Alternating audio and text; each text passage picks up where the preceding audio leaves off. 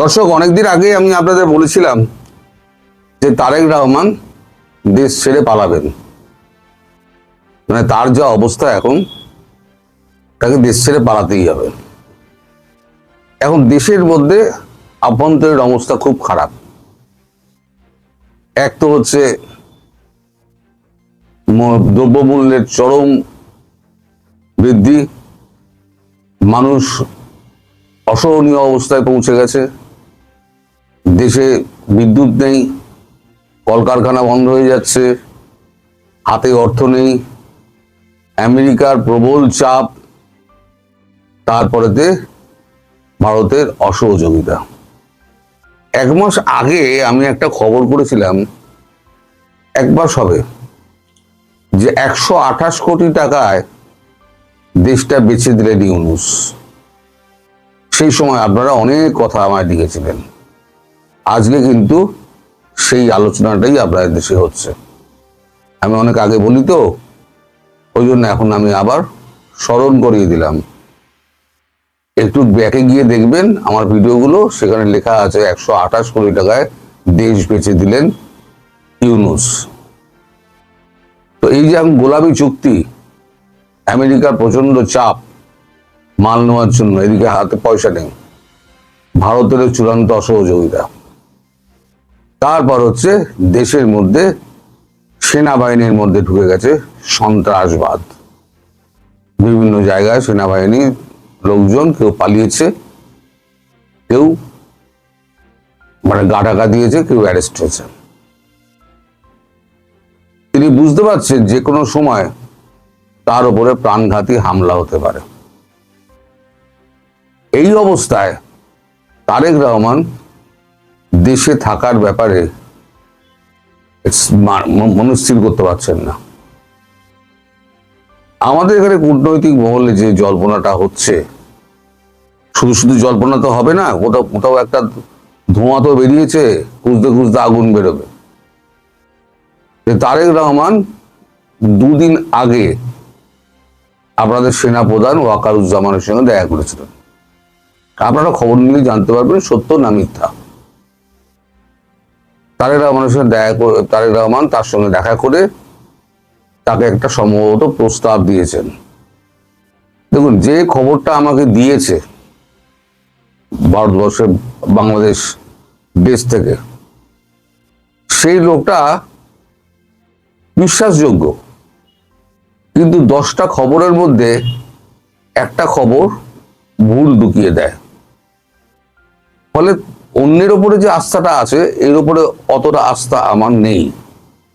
কিন্তু খবরটা এমন, এবং বর্তমান অবস্থার সঙ্গে তার এত মিল, যে অবিশ্বাস করা সত্ত্বেও আপনাদের কাছে এই খবরটা আমি বলতে চাইছি।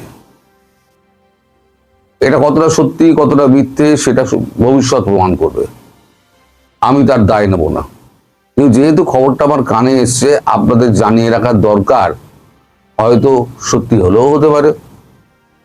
এখন ওয়াকারুজ্জামানের কাছে গিয়ে তিনি একটা প্রস্তাব দিয়েছেন যে এই অবস্থার মধ্যে, এই অর্থনৈতিক সংকট এবং চারদিকে দেশের যে অবস্থা, আমাদের হাতে টাকা নেই, দেশ চালাবার মতো ক্ষমতা আমার নেই, আর আমার কথা কেউ শোনেও না।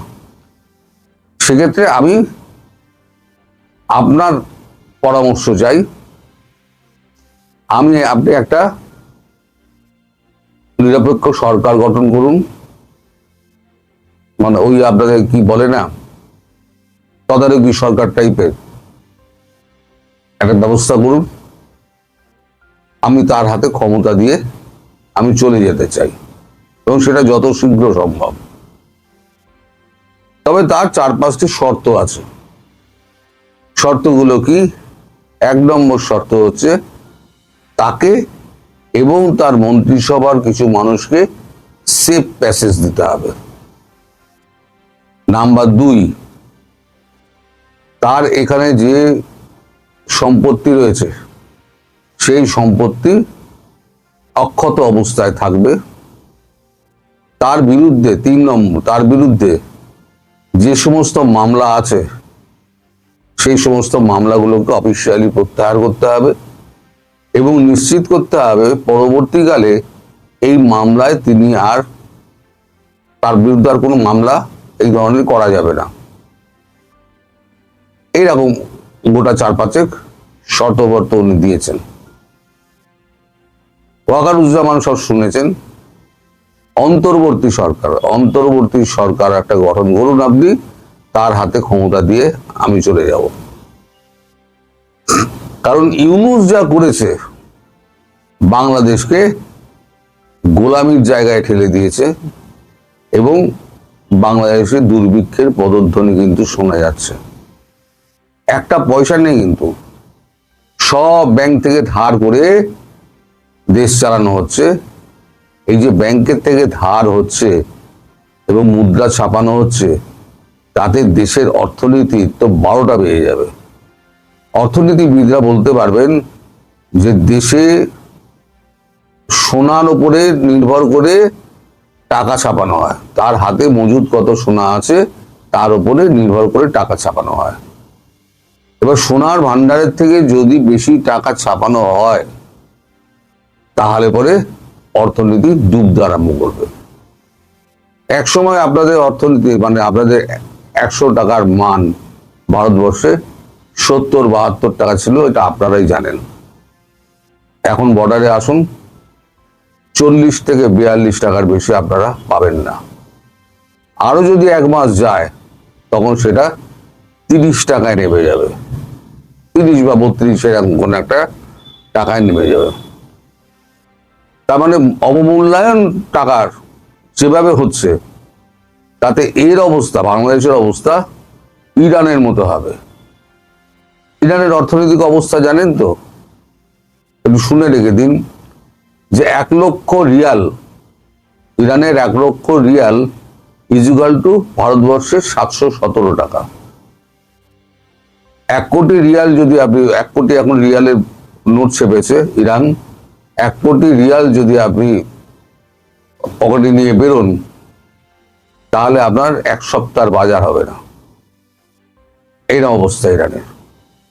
তা আপনার দেশ যেদিকে যাচ্ছে, তাতে মনে হচ্ছে যে সামনে খুব কঠিন অবস্থা। ভারতবর্ষ পাশে না দাঁড়ালে খুব কঠিন অবস্থা।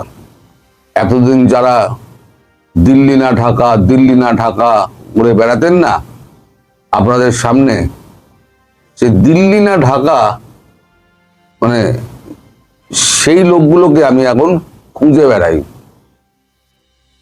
কিন্তু তাদের কাউকে আমি আজকাল দেখতে পাই না। তাদের সেই হুঙ্কার, তাদের ভারতবর্ষে খেয়ে ফেলার হুঙ্কার এখন আর শুনতে পাওয়া যায় না। এখন তারেক রহমানের কথায় ফিরি। তারেক রহমান এখন সপরিবারে ভাবছেন যত তাড়াতাড়ি পারা যায় তত তাড়াতাড়ি বাংলাদেশ থেকে বেরিয়ে যেতে হবে। কারণ বাংলাদেশের এই অবস্থা থেকে বাংলাদেশকে বার করা তার সাধ্যের মধ্যে নেই। কেন, তার মন্ত্রিসভায় যারা যারা আছে তাদের কারণ নেই। এই পূর্বতন যে আপনাদের মানে ইউনূস সরকারের যে সবথেকে, তার পূর্বতন সরকারের যে সবথেকে ব্যর্থ অর্থমন্ত্রী ছিল, তাকে তো এই সরকারে অর্থমন্ত্রী করা হয়েছে। একটা ব্যর্থতম অর্থমন্ত্রীকে সে আবার সেই মানে তাকে ফিরিয়ে এনে আবার অর্থমন্ত্রীত্বের দায়িত্ব দেওয়া, এটা কিভাবে একটা বিবেচক মানুষ করেন? অর্থাৎ তার কথাই কিন্তু দেশ চলছে না, দেশ চলছে অন্যের কলকাঠি নাড়াতে। এই অবস্থায় তারেক রহমান বুঝে গেছেন যে তার পক্ষে বাংলাদেশে থাকাটা খুব একটা নিরাপদজনক নয়। যে কোনো সময় একটা বাজে ঘটনা ঘটতে পারে এবং তার পরিবারের প্রাণ সংশয় করতে পারে। তিনি যে এই সকলকে নিয়ে বলেছেন যে আমি এদেরকে নিয়ে, আমার মন্ত্রিসভার কয়েকজনকে নিয়ে আমি সেফ প্যাসেজ চাইছি, তার মানে সেই মন্ত্রিসভার সেই লোকেদের সঙ্গে, তার আমি নাম জানি না, মন্ত্রিসভার সেই লোকেদের সঙ্গে তার নিশ্চয়ই আলাপ আলোচনা হয়েছে। তাই তিনি পরশুদিনকে সেনাপ্রধানের সঙ্গে দেখা করে তিনি তার এই মতামতটা জানিয়েছেন এবং তিনি বলেছেন আপনি যত তাড়াতাড়ি ব্যবস্থা করতে পারেন তত তাড়াতাড়ি আপনি ব্যবস্থা করুন রাষ্ট্রপতির সঙ্গে কথা বলে, আমি এই পদে আর থাকতে চাইছি না। সুতরাং আমি যেটা বলেছিলাম 128 কোটি টাকায় দেশ পেয়েছেন, সেটা যখন যেমন আপনার দেশে আলোচিত হচ্ছে, আজকে যে খবরটা আমি বললাম এটা যদি সত্যি হয়, আমি বলছি এটা যদি সত্যি হয়, কারণ সে মাঝে আমাকে একটা খবর গুলিয়ে দিয়েছিল, আমি খুব বোকা বনে গেছিলাম। মাঝে মাঝে এটাও করে ওরা, 10টা খবরের মধ্যে 9টা সত্যি দিয়ে দিল, একটা গুলিয়ে দেওয়া খবর দিল। তো সেই কারণে আমি আপনাদের নজর রাখতে বলছি, এটা সত্যি হলেও হতে পারে, আবার মিথ্যে হলেও হতে পারে, আমি দায়িত্ব নেব না, কিন্তু কানে যখন এসছে আপনাদের জানিয়ে রাখা ভালো। এবং দুদিন আগে যে সেনাপ্রধানের সঙ্গে দেখা করেছিলেন, এই খবরটা কিন্তু ঠিক, সেই খবরটা কিন্তু পাওয়া গিয়েছে এবং কাগজেও বেরিয়েছে সমাজ মাধ্যমে, তিনি গাড়ি চালিয়ে একা সেনা ভবনের দিকে ঢুকছেন সেনাপ্রধানের সঙ্গে দেখা করার জন্য। এখন ভবিষ্যৎ বলবে আজকের আমার এই ভিডিও কতটা ঠিক কতটা ভুল।